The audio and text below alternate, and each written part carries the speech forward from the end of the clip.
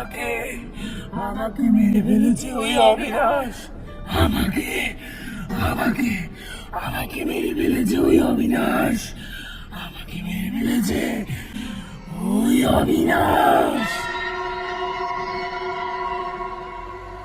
নারী নয়, পুরুষও নয়, যেন এক মিশ্র এবং কি ভয়ানক বিভৎস সেই গলার আওয়াজ। তার মুখের উত্তর শুনে সবাই অবাক হলো। শিয়ালদহ টু নামখানা লোকালের শেষ ট্রেনটা এতক্ষণে এসে পৌঁছলো নামখানা স্টেশনের 1 নম্বর প্ল্যাটফর্মে। বুবাই এর আগে কখনো এই রুটে যাতায়াত করেনি, তাই এই নামখানা স্টেশনে পৌঁছতে যে এত রাত হতে পারে এ বিষয়ে বিন্দু মাত্র আন্দাজ বুবাইয়ের ছিল না। তার উপর ট্রেন থেকে নেমেই বুবাই খেয়াল করল এদিকটাতে বেশ জমিয়ে ঝমঝম করে বৃষ্টি অনবরত পড়ে চলেছে। বুবাই স্টেশনের এ মাথা থেকে ও মাথা পর্যন্ত একবার চোখ ঘুরিয়ে ফিরিয়ে দেখল, না, সে কাউকে দেখতে পাচ্ছে না। কেউই ট্রেন থেকে প্ল্যাটফর্মে নামেনি। তার মানে সে ছাড়া এত রাতে এই অন্ধকারাচ্ছন্ন স্টেশনে কেউই আসেনি। বুবাইয়ের বয়স আনুমানিক 25-26 বছর। তার শারীরিক গঠনের বর্ণনা দিতে গেলে এটুকু বলা যায়, ছেলেটা লম্বা গোছের, বেশ সুশ্রী দেখতে, রোগা আর ছিমছাম। তার মুখের খোঁচা খোঁচা দাড়িগোঁফ ও চোখের গভীরতায় বোঝা যায় সে অত্যন্ত দৃঢ়চেতা, সাবলীল, সুঠামদেহী পুরুষ। তবে এর সঙ্গে রসিকও বটে। তার কথা বলার ধরন এমন রসালো যে কথা শুনলেই হাসি পেয়ে যাবে। তবে ভিতর ভিতর সে অলৌকিক বিষয়ে ভীষণ ভীতু। হাওড়া জেলা থেকে এক বিশেষ উদ্দেশ্যে সে এই নিশ্চিন্দিপুর গ্রামে এসেছে। যদিও সেই গ্রামে পৌঁছতে তার এখনো অনেকটা সময় লাগবে। শিয়ালদহ থেকে 9:30টার শেষ ট্রেনে সে নামখানা পর্যন্ত এলো বটে, কিন্তু এবার নিশ্চিন্দিপুর যাবে কিভাবে? এত রাতে তো কোনরূপ গাড়ি পাওয়া যাবে বলে মনে হয় না। তাহলে এখন একা একা সে কোথায় যাবে, কার সঙ্গে যাবে? সে তো এখানকার পথঘাট কিছুই জানে না। এইসব 7-5 ভাবতে ভাবতে বুবাই একটু গভীরভাবে ভীত আর সন্ত্রস্ত হয়ে পড়ল এবং স্টেশন মাস্টারকে ডেকে জিজ্ঞাসা করল, ও দাদা, শুনছেন? ও দাদা। বুবাইয়ের কথার উত্তর দিয়ে স্টেশন মাস্টার একটু ধরা ধরা স্বরে বলে উঠলেন, হ্যাঁ, শুনতে পাচ্ছি, কিন্তু আপনি আগে বলুন, এত রাতে এই স্টেশনে আপনি কি করতে এসেছেন? এখান থেকে কোথায় যাবেন? আপনাকে দেখে তো এ তল্লাটে নতুন বলেই মনে হচ্ছে। ভদ্রলোকের কণ্ঠস্বর শুনে খুব ভালো করেই বোঝা যায় ওনার বয়স আনুমানিক 50 টপকেছে। তাই বুবাই স্টেশন মাস্টারের প্রতি একটু বেশি শ্রদ্ধা প্রদর্শন করে বলল, আর বলবেন না মশাই, আমি আসছি সুদূর হাওড়া জেলা থেকে। এখানে পৌঁছোতে যে এত রাত হয়ে যাবে তা বুঝে উঠতে পারিনি। হ্যাঁ, সে ঠিক আছে, কিন্তু এখান থেকে আপনি যাবেন কোথায়? আমি নিশ্চিন্দিপুর গ্রামে যাব, ওই গায়ের রায়চৌধুরী মশাইদের জমিদার বাড়ি। ও আচ্ছা আচ্ছা, আপনি তাহলে জমিদার বাড়িতে যাবেন। কিন্তু জমিদার বাড়ির দূরত্ব স্টেশন থেকে প্রায় 13-14 কিলোমিটার দূরে। এত রাতে আপনি একটা অটো, রিক্সা বা টোটো কিছুই পাবেন না তো। এতটা রাস্তা পায়ে হেঁটে যাবেন নাকি? না না মশাই, এতটা রাস্তা পায়ে হেঁটে যাওয়া সম্ভব নয়। তাহলে আপনি একটা কাজ করুন না, আজ রাতে এখানেই থেকে যান, নয়তো পথে বিপদ হতে পারে। এই নিশ্চিন্দিপুর যাওয়ার রাস্তাটা একেবারে সুবিধের নয়। কখন কি যে হয়ে যাবে আপনি কিছুই বুঝে উঠতে পারবেন না। কেন, কি হবে? চোর ডাকাতের ভয়ের কথা বলছেন নাকি? গ্রামের এই শুনশান পথে চোর ডাকাতের ভয় তো আছে, সঙ্গে তেনাদের মারণ কবলও আছে। আপনার ভয় হয় না? ভয়? কিন্তু কিসের ভয়? ভূতের ভয়। গ্রামের আঁধারে প্রতিটা নিঃশ্বাসের সঙ্গে ভয় মিশে আছে। লুকিয়ে আছে প্রেতাত্মাদের চাপা অট্টহাসি। ওই ওই ভালো করে কান পাতুন, দেখবেন, শুনতে পাবেন। এ তো দেখছি আপনি আমাকে রীতিমতো ভয় দেখাতে শুরু করেছেন। ওহে যুবক, আমি আপনাকে ভয় দেখাচ্ছি না। নিজের ভালো চাও তো আজ রাতে এখানেই থেকে যাও, নয়তো ফাঁসবে, ভীষণ ভাবে ফাঁসবে। আচ্ছা, আপনি বরং আমাকে ওই অটো ভ্যান রিক্সার স্ট্যান্ডটা দেখিয়ে দিন, আমি একবার ওখানে গিয়ে দেখে আসি। যদি একটাও গাড়ি না পাই তো আপনার এখানে ফিরে আসব, আর যদি গাড়ি পেয়ে যাই তাহলে পৌঁছে যাব আমার গন্তব্যে। আচ্ছা, বেশ বেশ, আপনি যা ভালো মনে করছেন সেইটাই করুন, কিন্তু সাবধান, এই রাতের আদ্যপান্ত পুরোটাই বিভীষিকাময়। তাই ষষ্ঠ ইন্দ্রিয় সজাগ রেখেই পথ চলবেন। এই বলে স্টেশন মাস্টার স্টেশনের দক্ষিণ দিকে আঙুল নির্দেশ করে অটো রিক্সা ভ্যান স্ট্যান্ডটা দেখিয়ে দিল। অতঃপর বুবাই সেই দিকটাতেই এগিয়ে গেল। সন্ধ্যা থেকেই এই দিকটায় কেমন যেন টিপটিপে বৃষ্টি অবিরাম গতিতে ঝরেই চলেছে। প্রচণ্ড উত্তাপের দাবদাহ কয়েক ঘন্টার এই বৃষ্টিতে বদলে গেছে এক স্যাঁতস্যাঁতে বর্ষাকালে। কয়েকদিন আগেই আবহাওয়া দপ্তর থেকে বিজ্ঞপ্তি জারি করা হয়েছিল, সম্ভাব্য 29শে জুন দক্ষিণবঙ্গে মৌসুমি বায়ু এবং এক টানা 5-6 ঘন্টা বৃষ্টি সঙ্গে নিয়ে দক্ষিণবঙ্গের গ্রাম্য এলাকাগুলিতে বর্ষাকাল প্রবেশ করবে। আজ তো 29 তারিখ বোধ হয়, তাই বর্ষাকাল ঢুকে পড়েছে।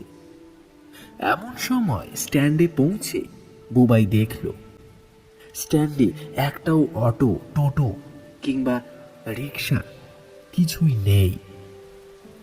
এবারে কিভাবে সে নিশ্চিন্দিপুরের জমিদার বাড়ি পৌঁছবে, সেই চিন্তায় খানিকক্ষণ নিশ্চল হয়ে পড়ল সে। এমন সময় সামনের ঘন কালো অন্ধকারের থেকে একটা বীভৎস দরাজ কণ্ঠ দেবদূতের মতো ভেসে এলো। কি বাবু, যাবেন নাকি? আসেন আসেন, আমার রিক্সায় আসেন, খুব তাড়াতাড়ি পৌঁছে দেব। কথাটা শুনে বুবাইয়ের যেন মরা শরীরে প্রাণ ফিরে এলো। সে মনে মনে ভীষণ খুশি হয়ে খানিকটা এগিয়ে গেল। তার প্রতিটা পদক্ষেপের সাথে সাথে অন্ধকারের গভীরতা একটু একটু করে ম্লান হতে লাগলো। অতঃপর বুবাই দেখল একটা বট গাছের গোড়ায় রাস্তার ধারে রিক্সা নিয়ে দাঁড়িয়ে আছে একজন ব্যক্তি। তার মাথা ভর্তি ঝাঁকড়া চুল, পরনে একটা ডোরা কাটা লাল লুঙ্গি, খালি গায়ে কাঁধের উপরে একটা শতছিন্ন গামছা পাট হয়ে পড়ে আছে। লম্বা এক হাড়া সেই রিক্সাওয়ালার চোখের মণি দুটো থেকে যেন অনর্গল ঠিকরে বেরিয়ে আসছে নীলচে একটা আলো। তাকে দেখে বুবাইয়ের শরীরটা খানিক শিউরে উঠল, কিন্তু কি আর করার, ও রিকশায় যে তাকে যেতেই হবে, তাছাড়া যে আর উপায় নেই। বুবাই রিকশার কাছে এগিয়ে গেল এবং রিকশাওয়ালাকে জিজ্ঞাসা করল, তা দাদা আপনি যাবেন তো? আমি কিন্তু নিশ্চিন্দিপুরের জমিদার বাড়ি যাব। আমি তো যাব বলেই বসে আছি ভায়া।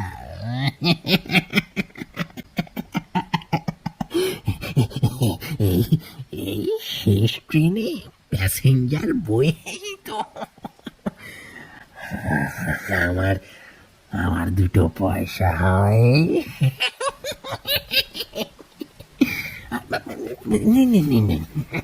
উঠুন উঠুন উঠুন, তাড়াতাড়ি রিক্সায় চেপে বসুন।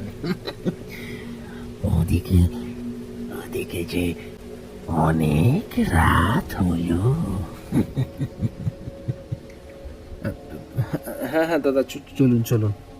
এই বলে বুবাই রিকশায় চেপে বসল এবং রিকশাওয়ালা রিকশার প্যাডেলে চাপ দিতে রিকশা গড় গড় করে গড়াতে শুরু করেছে পিচ ঢালা পাকা রাস্তার উপর দিয়ে। রিকশাটা আপন মনে ফাঁকা রাস্তাটার মাঝখান বরাবর এগিয়ে চলেছে গন্তব্যের দিকে। চারিদিক ঢেকে আছে ঘুটঘুটে অন্ধকারে। একটু দূরের দিকে তাকালে প্রাচীন দৈত্যাকার বনস্পতির একটা সমান্তরাল রেখা চোখে পড়ে। তার উপর তুলিতে টানা লালচে আর কালোর সংমিশ্রিত আকাশ যেন মুখ ভার করে আছে। আম, জাম, কাঁঠাল, অশ্বত্থ এক এক করে সমস্ত গাছের আধার পিণ্ড পেছনে ফেলে এগিয়ে চলেছে রিকশা। বিশ্ব চরাচর যেন নিয়ত নির্ঝুম। সেই নির্ঝুমতার দরজায় টোকা মেরে রিকশার প্যাডেলের খটখট আওয়াজ আর রাত ফড়িংয়ের তিল্লির চিৎকার বুবাইয়ের সঙ্গে এগিয়ে চলল নিশ্চিন্দিপুরের দিকে। এতক্ষণের নীরবতা ও নিস্তব্ধতা ভেঙে দিয়ে রিকশাওয়ালা তার কড়কড়ে কণ্ঠে বলে উঠল,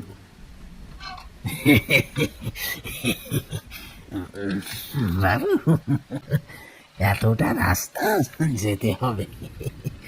এইরকম চোরের মতন চুপচাপ যেতে ভালো লাগে? বলুন ভাইয়া। হ্যাঁ আপনি ঠিকই বলেছেন, এতটা সময় একেবারে চুপচাপ করে থাকাটাই কষ্টকর। তার চেয়ে আপনি বরং ওই গায়ের ব্যাপারে একটা গল্প শোনান না, গল্পে গল্পে আমরা ঠিক পৌঁছে যাব। এতটা দূরত্ব তখন মালুমই হবে না। শেষে নয় ভাইয়া, তোমাকে একটা গল্প শোনাচ্ছি, কিন্তু কিন্তু তার আগে বলো, এত রাতে তুমি কোথা থেকে আসছো ওই গ্রামে? আর বলবেন না দাদা, আগামীকাল আমি জীবনের প্রথম এসএসসি পরীক্ষা দেব। তো পরীক্ষার সিট পড়েছে এই নিশ্চিন্দিপুর গাঁয়ের নিশ্চিন্দিপুর উচ্চ বিদ্যালয়। তাই আমার মায়ের কাকার শ্বশুর বাড়ি, মানে ওই জমিদার বাড়িতে আমি যাচ্ছি। তবে যাই বলেন, গ্রামগঞ্জে এরকম দুঃসম্পর্কের আত্মীয় থাকা কিন্তু ভীষণ সুবিধের, তাই নয় কি? হ্যাঁ ভাইয়া, সে যা বলেছ। তবে তবে এসএসসি পরীক্ষাটার মানে কি হে ভাইয়া? স্কুল সার্ভিস কমিশন, মানে ওই ধরো স্কুলের শিক্ষক হতে গেলে যে পরীক্ষা দিতে হয় তাই। আচ্ছা আচ্ছা। এমন সময় ঝড়ের দাপটে রাস্তার উপর ভেঙে পড়া কদম গাছের একটা ছোট ডালে রিকশার প্যাডেলটা আটকে যাওয়ায় হঠাৎ করে বুবাইয়ের চোখ চলে যায় প্যাডেলের দিকে। এবং তৎক্ষণাৎ সে যা দেখে তা দেখে তার সারা শরীরে হিম শীতলতার একটা ঢেউ বয়ে যায়। কি আশ্চর্য! রিক্সাওয়ালার পা দুটো কেমন যেন উল্টো। যেখানে থাকার কথা 5টা আঙুল, সেখানেই যেন তার গোড়ালির অবস্থান, এবং ঠিক গোড়ালি থাকার জায়গায় পরপর 5টা আঙুল জোকের মতন কিলবিল করছে। পা দুটো থেকে কাঁচা রক্ত গড়িয়ে নামছে নিচের দিকে। একটা ভ্যাপসা মরা পচা গন্ধে যেন চারিদিকের বাতাস ভরিয়ে তুলছে। বুবাই কাঁপা কাঁপা কণ্ঠে জিজ্ঞাসা করল, আপনার পায়ে কি হয়েছে? পা দুটো এমন উল্টে গেছে কেন? রিক্সাওয়ালা নরম সুরে উত্তর দিল, এই ঝড় বাদলের রাতে আমার এই পায়ের উপর গাছের ডাল ভেঙে পড়েছে ভায়া, তাই পা দুটো ভেঙে উল্টে গেছে। ওই রক্ত ঝরে পড়ছে সেই কারণে। তুমি ভয় পেও না, আমার এসবে তেমন কিছু হয় না। রিক্সাওয়ালার এমন কথা শুনে বুবাই খানিকটা অপ্রস্তুতকর এক পরিস্থিতির শিকার হলো, কিন্তু এটা নিয়ে আর বেশি মাথা ঘামানো উচিত নয় মনে করে সে চুপ করে গেল। আবার রিক্সা চলতে শুরু করেছে। এতক্ষণে মাথার উপরের আকাশটায় ফুটে উঠেছে কয়েকটা তারা। মৃদু মন্দ বাতাস বইছে দক্ষিণ দিক থেকে। রাস্তার দুদিকের ছোট বড় গাছপালাগুলো মাথা দুলিয়ে দুলিয়ে বুবাইকে যেন নিশ্চিন্দিপুর গ্রামে স্বাগত জানাচ্ছে। বুবাই হাতের ঘড়িটার দিকে তাকিয়ে দেখল রাত 1টা বাজে। এত রাতে দুঃসম্পর্কের আত্মীয়ের বাড়িতে গিয়ে সমুচিত সমাদর পাবে, নাকি তারা কোনো রকম ভাবে দায় সারানোর মতন করে তাকে থাকতে দেবে এবং কিছু খেতে দিয়েই খালাস হয়ে যাবে? এসব নিয়ে বুবাই মাথা না ঘামিয়ে ভাবতে থাকলো, কাল সে পরীক্ষাটা ঠিকঠাক দিতে পারবে তো? এমন সময় আবার সেই বিকট বিভৎস সুরে রিক্সাওয়ালা বলে উঠল, ও ভায়া, তুমি এই গাঁয়ের গল্প শুনতে চাইছিলে না? হ্যাঁ, শুনতে চাইছিলাম তো, বলুন শুনি। আচ্ছা, তবে বলি শোনো। এই গল্প এই গাঁয়েরই এক পরিবারের গল্প, তবে এই ঘটনা বহুদিন আগের ঘটনা। তুমি যেই জমিদার বাড়িতে যাচ্ছ, ওই জমিদার বাড়ির বড় ছেলে সূর্যনারায়ণ রায় চৌধুরী একদিন তলে তলে জানতে পেরে গেছিল যে তার বোন পরমা সুন্দরী ভালোবাসে তাদেরই বাড়ির চাকরির ছেলে অবিনাশ হালদারকে।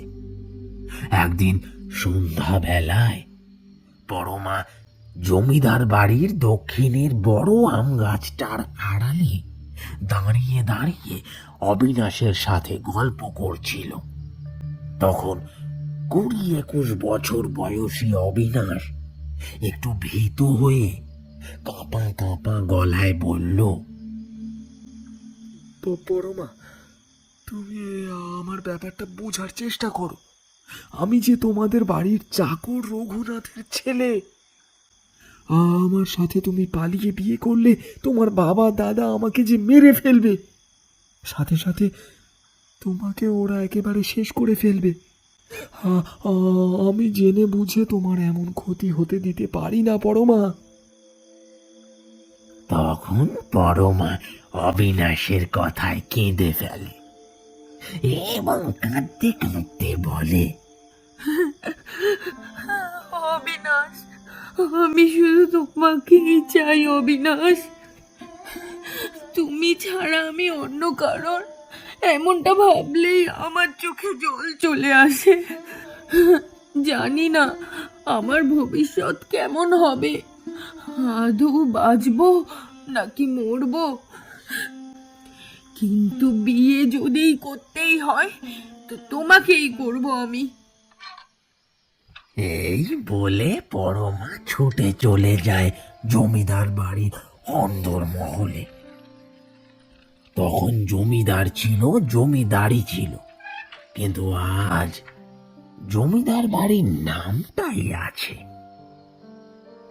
পুরাতন ঐতিহ্য আর নেই, সবটা মুছে গেছে কালের অভিশাপে। সে এক ভয়াল ভয়ঙ্কর দম আটকে আসা ঘটনা। একদিন রাতে জমিদার তনয় সূর্যনারায়ণ ডেকে পাঠায় তার পেয়ারের কয়েকজন পালোয়ানদের এবং সোফায় বসে গড়গড়ায় টান মারতে মারতে তাদেরকে জানিয়ে দিয়ে বলে, ওহে দিলু বিলু সোঁটা, তোরা সব এদিকে শোন, তোদের সাথে কয়েকটা কথা বলি। তিনজন একসাথে বলল, বাবু বলেন, আপনার সেবায় আমরা কি করতে পারি? বেশি কিছু করতে হবে না, একটা ছোট্ট কাজ করে দিলেই হবে। কি কাজ বাবু? আমার ছোট বোন পরমা সুন্দরীর কাছাকাছি যদি তোরা কেউ অবিনাশকে দেখতে পাস, তাহলে ওর হাত পা ভেঙে একদম খোঁড়া করে রেখে দিবি। আচ্ছা বাবু, তাই হবে। তারপর ওরা তিনজন সর্বদাই চোখ রেখেছিল অবিনাশের উপরে। অতঃপর একদিন বিকেলে জমিদার বাড়ির বাগানের দিকটায় পড়ন্ত আলোয় পরমা আর অবিনাশের কথোপকথন চলাকালীন অবিনাশ তাদের চোখে ধরা পড়ে যায়। তৎক্ষণাৎ তিনজন লোক লাঠি দিয়ে তাকে পেটাতে পেটাতে একেবারে জখম করে দেয়। মাথা ফেটে গল গল করে রক্ত ঝরতে থাকে, চোখের কোণে কালশিটে দাগ পড়ে যায়। এছাড়াও শরীরের বিভিন্ন জায়গা লাঠির আঘাতে আঘাতে রক্তাক্ত হয়ে উঠল। কিন্তু কে শোনে কার কথা? সূর্যনারায়ণ রায়চৌধুরীর কথা মতো তারা বেধড়ক ভাবে অবিনাশকে পেটাতে থাকে। সেই সময় ওইখানে উপস্থিত পরমা সুন্দরী মাটিতে লুটিয়ে পড়া অবিনাশের শরীরের উপর শুয়ে পড়ে এবং পালোয়ানদের লাঠির আঘাত নিজের শরীরে সহ্য করে অবিনাশকে বাঁচানোর চেষ্টা করে। কাঁদতে কাঁদতে বলে, মেরো না, মেরো না ওকে, কি দোষ করেছে ও? ওকে ছেড়ে দাও, ছেড়ে দাও, ছেড়ে দাও বলছি, ওকে ছেড়ে দাও, ওকে ছেড়ে দাও, ছেড়ে দাও বলছি ওকে। হে ঈশ্বর, এদের এই অন্যায় জুলুম তুমি মেনে নিও না, মেনে নিও না ঈশ্বর। এদেরকে তুমি ছেড়ো না, এদেরকে তুমি ছেড়ো না ঈশ্বর, এদেরকে তুমি ছেড়ো না, ছেড়ো না তুমি ঈশ্বর। কিন্তু না, পরমা রক্ষা করতে পারে না অবিনাশকে। সঙ্গে সঙ্গে সেই স্থানে জমিদার তনয় সূর্য নারায়ণ উপস্থিত হয় এবং বোন পরমা সুন্দরীকে টেনে হিঁচড়ে নিয়ে চলে যায় জমিদার বাড়ির অন্দরমহলে। তারপর অবিনাশ সপ্তাহ খানেক একেবারে বিছানা সজ্জা হয়ে ভোগার পর মারা গেল। অতঃপর 20-21 বছর বয়সী মা মরা ছেলেটার এমন অকাল মৃত্যুর দুশ্চিন্তা পেয়ে বসলো বাবা রঘুনাথের মস্তিষ্কে। দিনে দিনে সেই ব্যক্তি উদ্ভ্রান্ত পাগলের মতন রাস্তায় রাস্তায় ঘুরে বেড়াতে লাগলো। আর দিনে অন্তত একবার করে জমিদার বাড়িরা নাচে কানাচে গিয়ে চেঁচিয়ে চেঁচিয়ে বলতো, মরবি, তোরা মরবি, আমার বুকের জ্বলন্ত চিতা তোদের বুকেও জ্বলবে, খুব শিগগিরই জ্বলবে, মরবি, তোরা মরবি, মরবি, মরবি, তোরা তোরা মরবি, কারো রেহাই নেই, তোদের তোদের কারো রেহাই নেই। তারপর কয়েক সপ্তাহ যেতে না যেতেই ঘটে গেল আরো এক অদ্ভুত ঘটনা।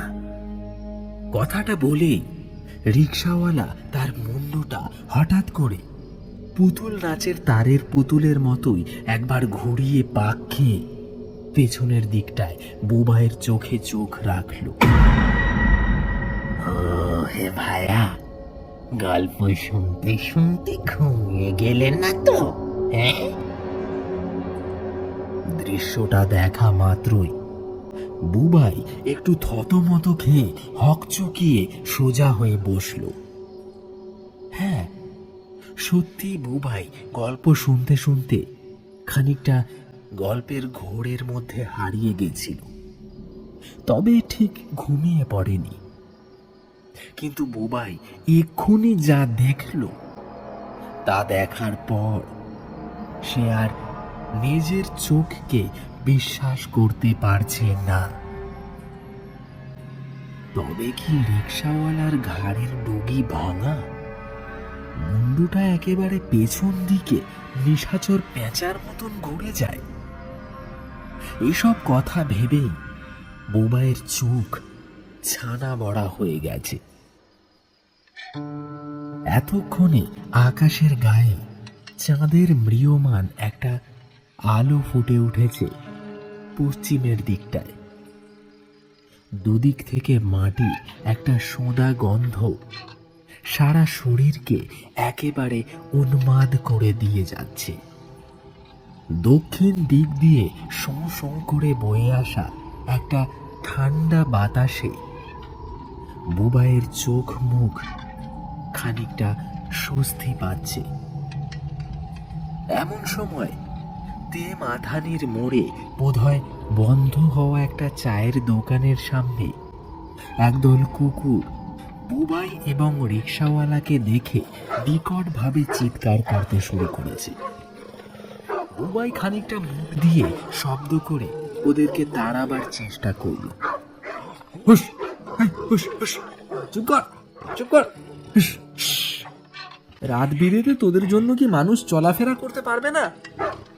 যা, যা, ভাগ এখান থেকে, ভাগ। বুবাইয়ের কোনো কথাতেই কুকুরগুলো কর্ণপাত করল না। অতঃপর রিক্সাওয়ালা তার গম্ভীর কণ্ঠে একটা দরাজ হাঁকি দিয়ে তাদেরকে চুপ করিয়ে দিল। এই শালারা, চুপ কর, খুব সাহস একেবারে। অতঃপর আর কোনো সারা শব্দ নেই, একেবারে পুরোপুরি নিস্তব্ধ। আবার মিনিট দুই পরে সেই নিস্তব্ধতার জাল ছিঁড়ে বুবাই বলল, আচ্ছা, যে ঘটনাটা বলছিলেন তারপর কি হলো? অবিনাশের বাবা রঘুনাথ পাগল হয়ে যাবার পর ঠিক কি ঘটলো?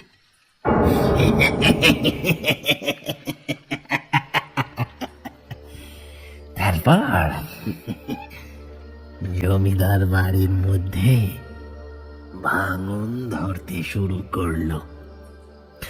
1 সপ্তাহের মধ্যে জমিদার বাড়িতে পরপর দুজন মানুষের মৃত্যু হলো। প্রথমেই মারা গেল জমিদার তনয় সূর্য নারায়ণ, আর তারপর পরমা সুন্দরী। প্রথম মৃত্যুটা ছিল খুবই শোচনীয় আর মর্মান্তিকও বটে। জমিদার বাড়ির পুকুর ঘাটের ঈশান কোণে কে যেন পাকে মুন্ডু গেড়ে সূর্য নারায়ণকে মেরেছে।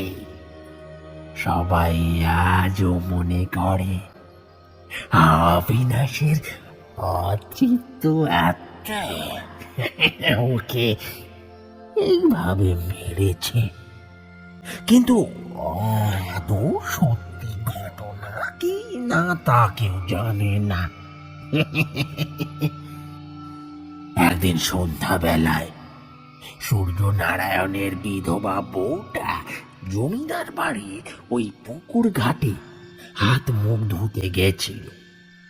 সাঁঝের বেলায় ঘর দুয়ারে প্রদীপ দেখাবার তরে, আর তখনই হঠাৎ পুকুর পাড়ের দক্ষিণ দিকের বড় তেঁতুল গাছটায় কয়েকটা ডাল নাড়িয়ে দিয়ে পাশের কলা গাছগুলোর শুকনো বাঁশখানায় একবার ধাক্কা দিয়ে একটা ঠান্ডা বাতাস গিয়ে লাগলো বউটার শরীরে।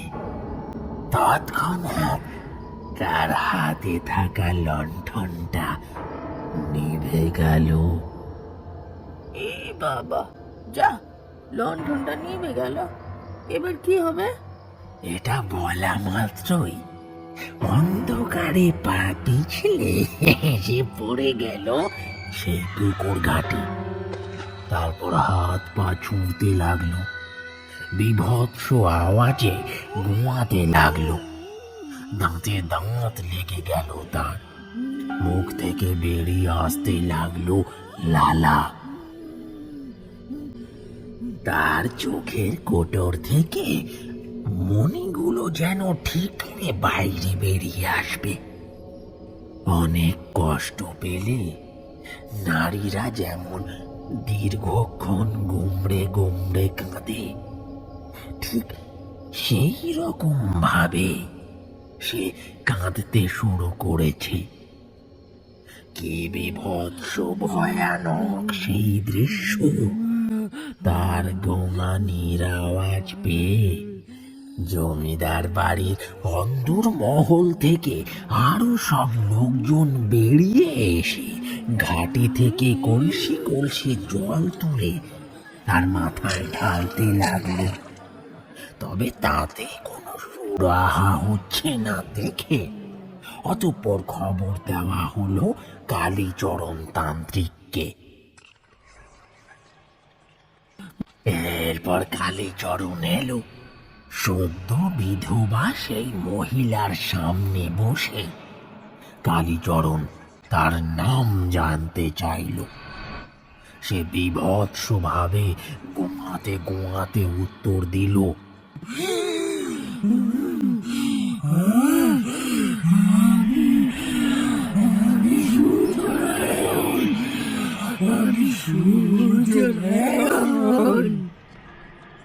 কালীচরণ তার সামনে বীর বীর করে কয়েকটা গুহ মন্ত্র আওড়াতে লাগলো। এমন সময় আশেপাশে উপস্থিত জমিদার বাড়ির লোকজনেরা বলল, কালীচরণ বাবু, আপনি মৃত্যুর কারণ জিজ্ঞাসা করুন। কালীচরণ তান্ত্রিক মন্ত্র আওড়ে নিয়ে তার দিকে মুখ দিয়ে একটা বাতাস ছুঁড়ে দিয়ে বলল, বল বল, তোর মৃত্যুর কারণ কি? বিভৎস এক গোঙানির সাথে সাথে একটা দরাজ কণ্ঠে সে বলল,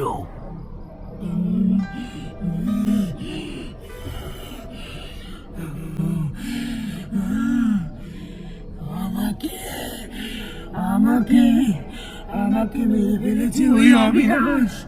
আমাকে আমাকে আমাকে মেরে ফেলেছে ওই অবিনাশ।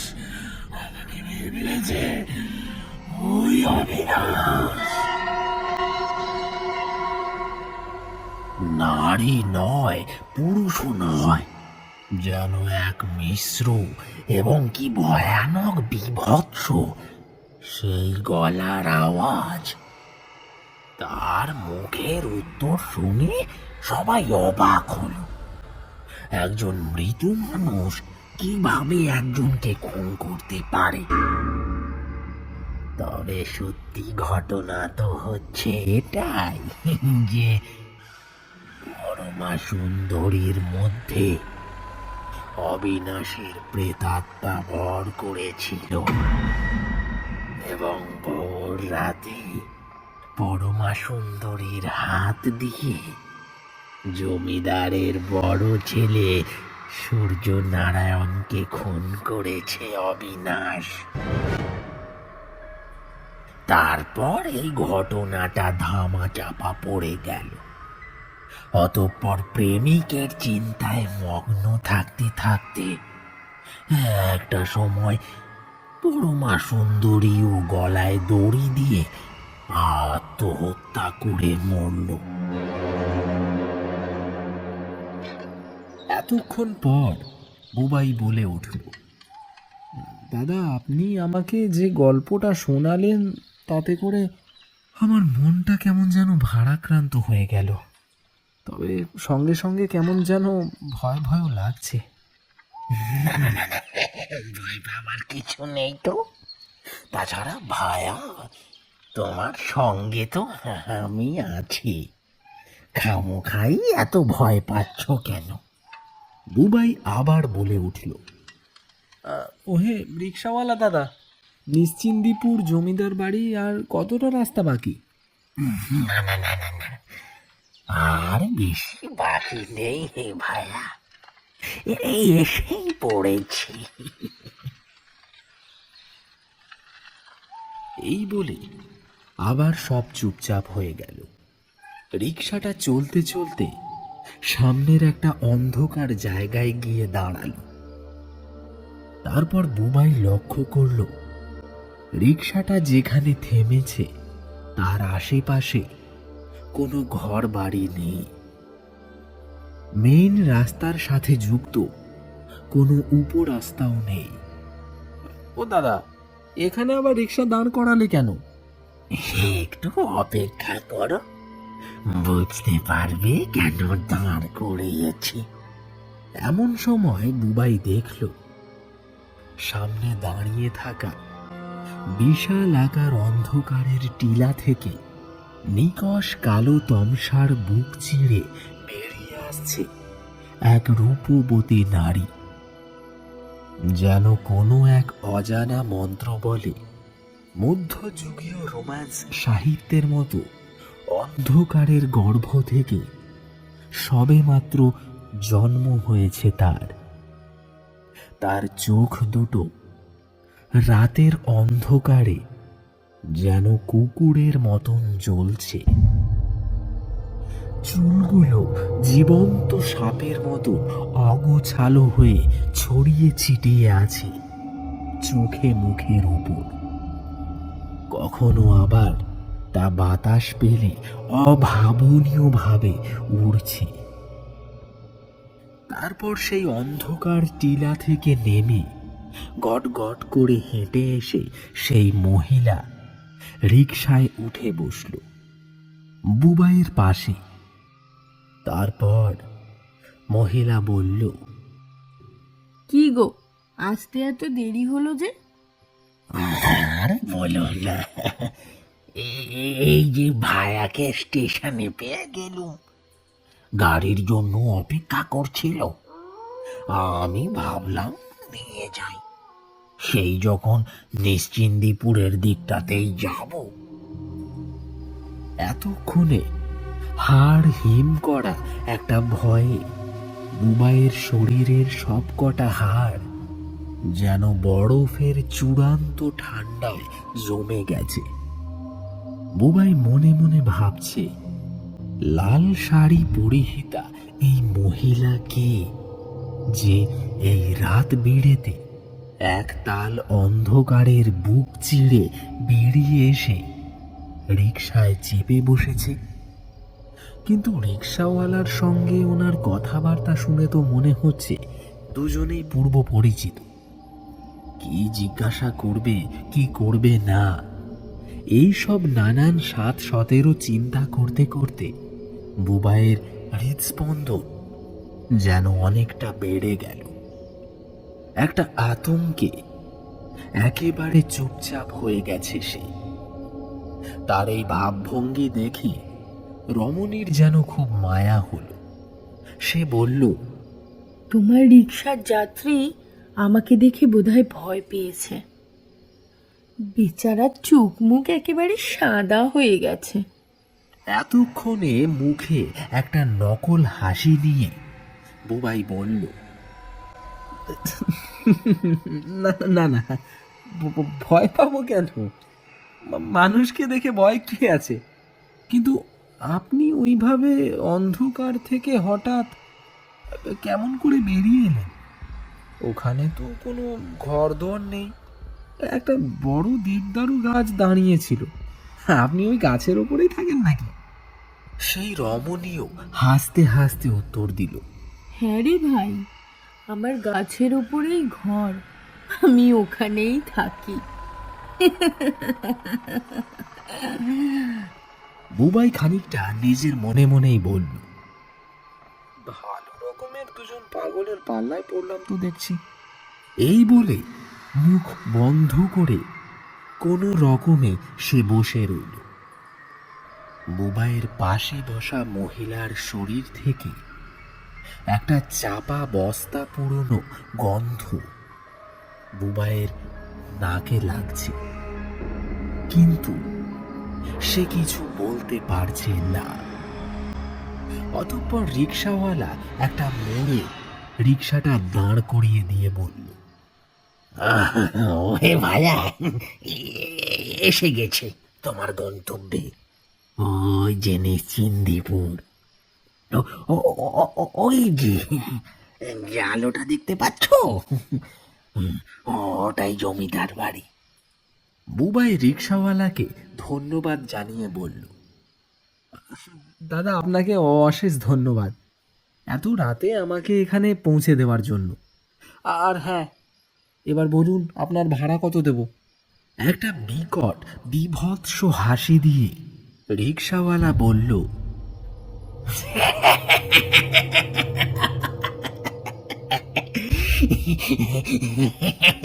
না না না ভাইয়া, ওসব পয়সা টয়সা কিছু লাগবে না। আমি এইদিকে আসবো বলেই তোমাকে নিয়ে এসেছি। যাও যাও, তুমি জমিদার বাড়িতে চলে যাও। তাছাড়া তুমি আমাদের মেহমান, তোমার থেকে পয়সা নিতে পারি।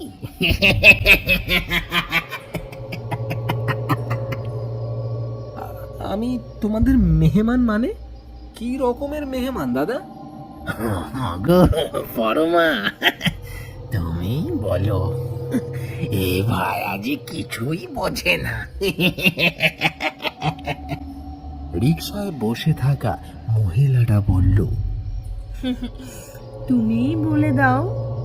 রিকশাওয়ালা বলল, ওই ভায়া, ওই যে রিকশায় বসে আছে, ও যে আমার জীবন সঙ্গী, ওই যে আমার স্ত্রী পরমা সুন্দরী, এবং আমি ওর স্বামী অবিনাশ।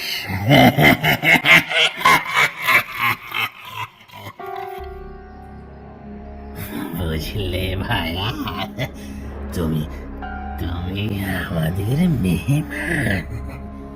যাও, চলে যাও। সেই কথা শোনা মাত্রই দিক বিদিক জ্ঞান শূন্য হয়ে মাটিতে লুটিয়ে পড়ল বুবাই।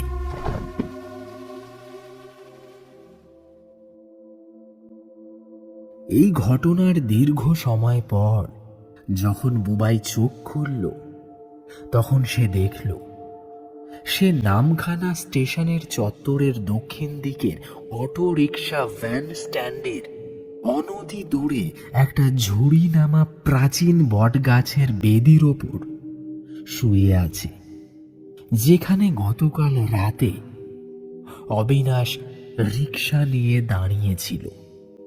তারপর সকালে অটো চেপে সে জমিদার বাড়িতে গিয়ে পৌঁছয় এবং শেষ পর্যন্ত তার আর সে বছর এসএসসি পরীক্ষা দেওয়া হয়নি। জমিদার বাড়ি পৌঁছে সে টানা 1 সপ্তাহ এক মারণ জ্বরে ভুগেছে। আজ 1 সপ্তাহ পরে সে আবার হাওড়া ফিরে যাচ্ছে।